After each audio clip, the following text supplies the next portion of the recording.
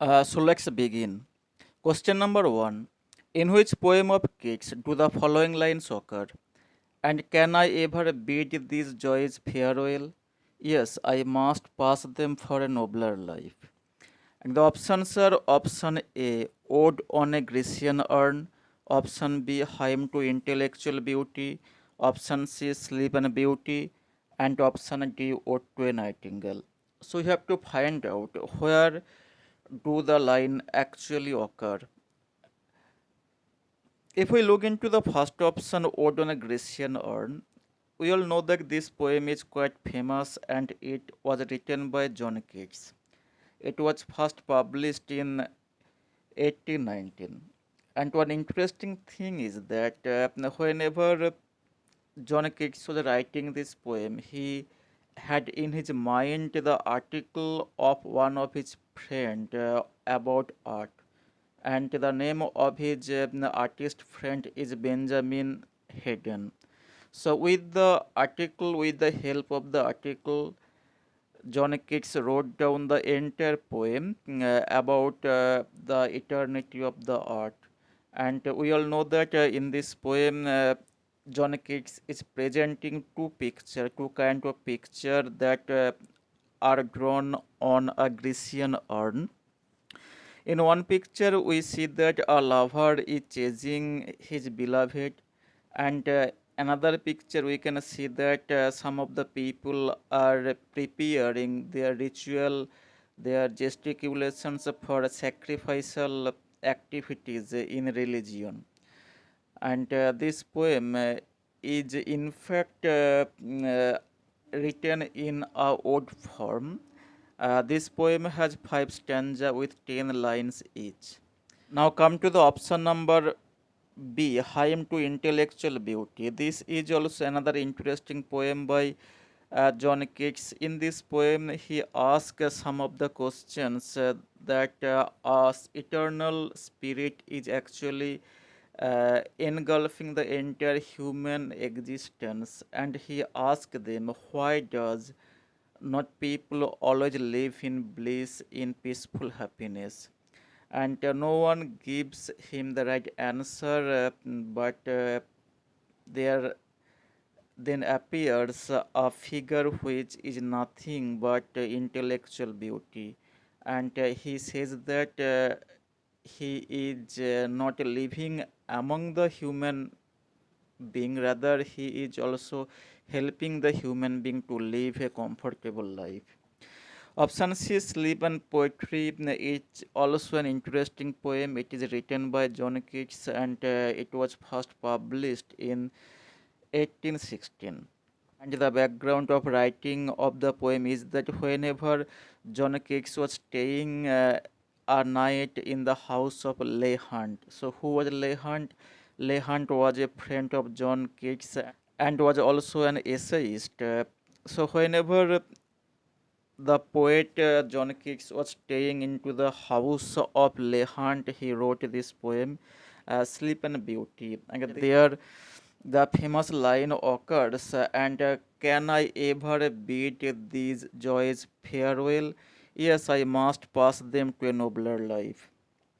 Option D, Ode to a Nightingale, is also another interesting ode, and it is written by John Keats too. It was first published in 1819. So the year of the publication is 1819. And there is a dispute about the composition of the poem. In this poem, we see that John Keats is trying to get inspiration from the spirit of Nightingale. And the dispute of the composition is that some critics opine that this poem is written in the garden of the Spaniard Inn, which is in London. And even one of the friend of John Keats, and his name is Charles Armitage Brown. Again, I am mentioning the name. His name is Charles Armitage Brown. He says that this poem was written under a plum tree in the garden of Keats' own house at Wentworth Palace. So this is the dispute. So whatever may the dispute be, we have to find out the lines from where the lines are taken out. And the right answer of question number 1 is option C, that is sleep and poetry.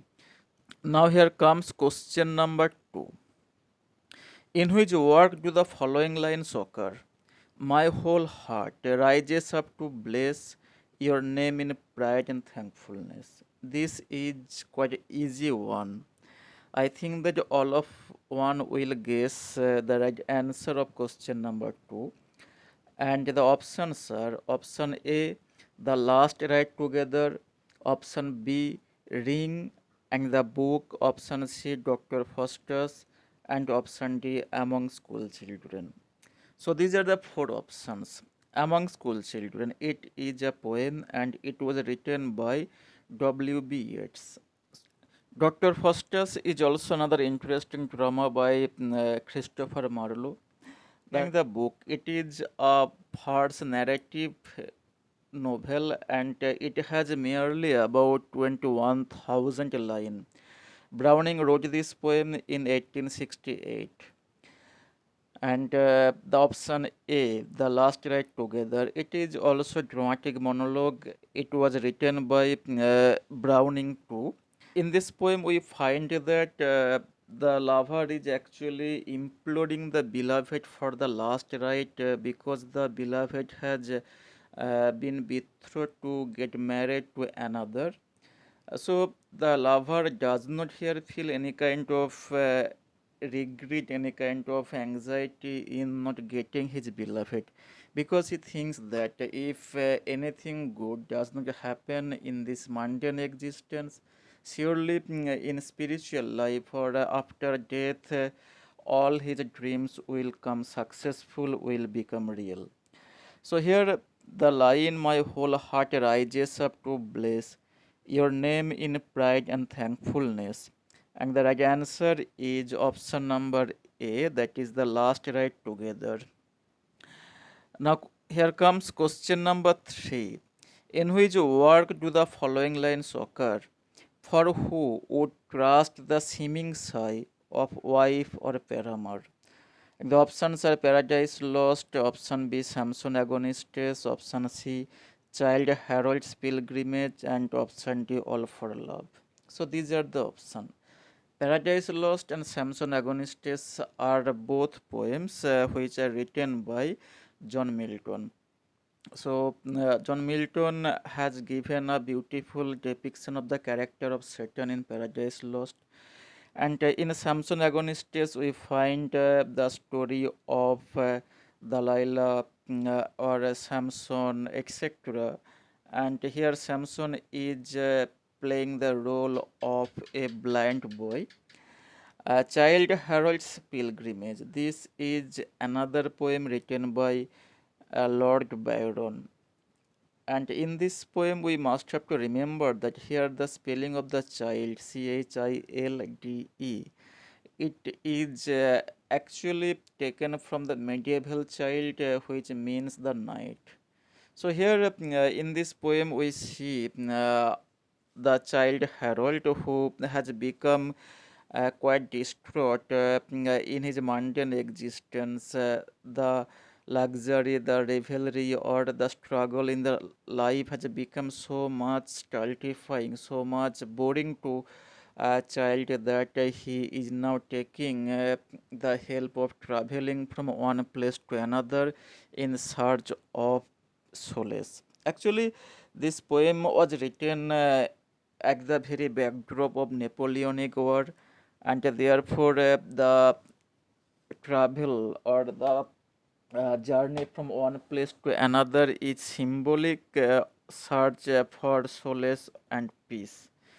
Now, All for Love is a drama written by Dryden. We all know this. So, the right answer of question number 3 is option C, that is Child Harold's Pilgrimage. And from there, the aforesaid lines are taken out. Now, here comes question number 4. The first edition of Leaves of Grass was published in. And the right answer of question number 4 is option C, that is 1855. So 1855 is the year of the publication of the anthology Leaves of Grace. Question number 5. Who wrote the following lines? I am the poet of the body and I am the poet of the soul. Whitman, Frost, Shelley, and Keats. Whitman is the right answer because Whitman said the aforesaid line, I am the poet of the body and I am the poet of the soul. Now here comes question number 6. In which work does the character Umbriel exist? And the options are Paradise Lost, The Tempest, The Rape of the Lock, and Unseared. If we read the poem The Rape of the Lock, we can see that there appears many kind of supernatural powers who are just taking the charge of saving the chastity or protecting the chastity of Belinda. There comes the name Umbriel. So Umbriel actually appears in the Rape of the Lock. So this is the right answer of question number 6. Now here comes question number 7. Which of the following characters bear the same name in the Rape of the Lock and the Tempest? So we have to tell that which character appear in the Tempest and at the same time appear in the Rape of the Lock. And it is Ariel, so option B is the right answer of question number 7, Ariel, because in the Tempest we see that Ariel works under the uh, counsel or under the advice of Prospero. And again in Rape of the Lock we find Ariel who takes the charge of saving the petticoat or saving the chastity of Belinda. Now comes here question number 8. Who among the following is the writer of Augustan satire? Uh, Jack Yan, Johnson, Bauer, and Eliot. So Augustan satire, it is actually written by Ian Jack. So the option 1, Ian Jack or Jack Ian, is the right answer of question number 8. Now question number 9. Who wrote Culture and Anarchy? This is easy one, and the writer of the book is Matthew Arnold. And on interesting thing we must have to mention here that the book Culture and Anarchy was published serially, so it was not published in the form of a book. It was a series of periodical, and it was published in Cornhill magazine from 1867 to 1868. But later in 1869, all the periodicals or all the articles were gathered together and given a form of a book, and then this book was published in 1869. And the entire title of Culture and Anarchy is Culture and Anarchy, an essay in political and social criticism. So again I am repeating, Culture and Anarchy, an essay in political and social criticism. Question number 10. Which of the following terms is not there in Culture and Anarchy? Barbarian, Philistine, dissociation of sensibility, and Hebraism. In Culture and Anarchy, we find the term barbarian, we also find the term Philistine, and even we also find the term Hebraism, but dissociation of sensibility is not mentioned at all in this book. So the right answer of question number 10 is option C, that is dissociation of sensibility. If you are liking this video, please subscribe this channel and share this channel. Thank you to all of you for watching this video.